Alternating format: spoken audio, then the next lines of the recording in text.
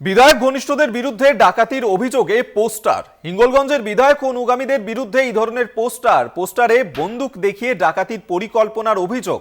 বিরোধীদের চক্রান্ত, ভোটে মানুষের জবাব দেবে এমনটাই কিন্তু বলছে তৃণমূল। আপনাদেরকে আরেকবার জানিয়ে রাখবো, হিঙ্গলগঞ্জে সেখানেই ডাকাতির অভিযোগে পোস্টার দেওয়া হয়েছে। একাধিক পোস্টার পড়ছে হিঙ্গলগঞ্জে। বিধায়ক ঘনিষ্ঠদের বিরুদ্ধেই এই ধরনের পোস্টার দেওয়া হয়েছে। বিধায়ক ও অনুগামীদের বিরুদ্ধে এই পোস্টারে বন্দুক দেখিয়ে ডাকাতির পরিকল্পনার এই অভিযোগই আনা হয়েছে এবং সবটাই বিরোধীদের চক্রান্ত এমনটাই কিন্তু দাবি করছে তৃণমূল। ভোটে মানুষের জবাব দেবে এমনটাই বলছে তৃণমূল। হিঙ্গলগঞ্জে সেখানেই ডাকাতির অভিযোগে যে পোস্টার দেয়া হয়েছে এবং সেই পোস্টার দেখতে পাচ্ছেন যেখানে ডাকাতির অভিযোগ করা হয়েছে এবং বলা হয়েছে সেই পোস্টারে যে বন্দুক দেখিয়ে ডাকাতির পরিকল্পনা করা হচ্ছে এমনটাই অভিযোগ। হিঙ্গলগঞ্জের বিধায়ক অনুগামীদের বিরুদ্ধে এই ধরনের পোস্টার এবং এই ঘটনা সম্পূর্ণভাবেই বিরোধীদের চক্রান্ত। ভোটে মানুষ এর জবাব দেবে বলছে তৃণমূল।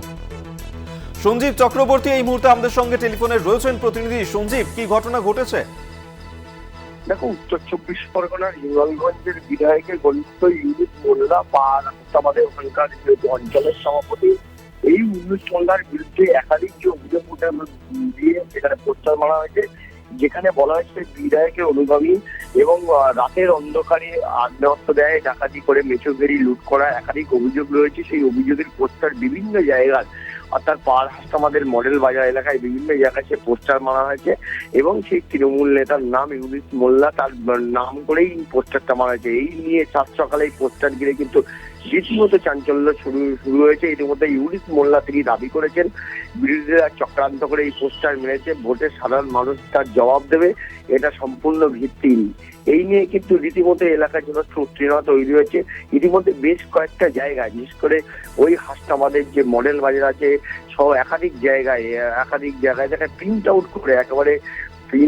আউট করে সেখানে কালারিং পোস্টার মারা হয়েছে এবং বিধায়কের ঘনিষ্ঠ এই ইউনুস মোল্লা রাতের অন্ধকারে বিভিন্ন জায়গায় মেছোগাড়িতে গিয়ে আগ্নেয়াস্ত্র দেখে ডাকাতি করে মেছোগাড়ি লুট সহ একাধিক অভিযোগ রয়েছে। এই অভিযোগের ভিত্তিতে পোস্টার মেরেছে। এই নিয়ে রীতিমতো চাপানোতন শুরু হয়েছে শাসক বিরোধীতে। এলাকায় উত্তেজনা রয়েছে।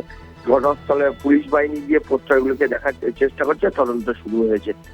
বেশ, ধন্যবাদ তোমায় সঞ্জিত চক্রবর্তী এতক্ষণ আমাদের সঙ্গে টেলিফোনে ছিলেন। প্রতিনিধি, আপনাদেরকে আরেকবার জানিয়ে রাখবো যেখানে বিধায়ক ঘনিষ্ঠদের বিরুদ্ধে এই ধরনের পোস্টারে 6 লাখ হিঙ্গলগঞ্জ এবং হিঙ্গলগঞ্জের একাধিক জায়গায় এই ধরনের পোস্টার দেয়া হয়েছে যেখানে বন্দুক দেখিয়ে ডাকাতির অভিযোগ। পাল্টা জবাব দিয়েছে তৃণমূল। বিরোধীদের চক্রান্ত দাবি তৃণমূলের।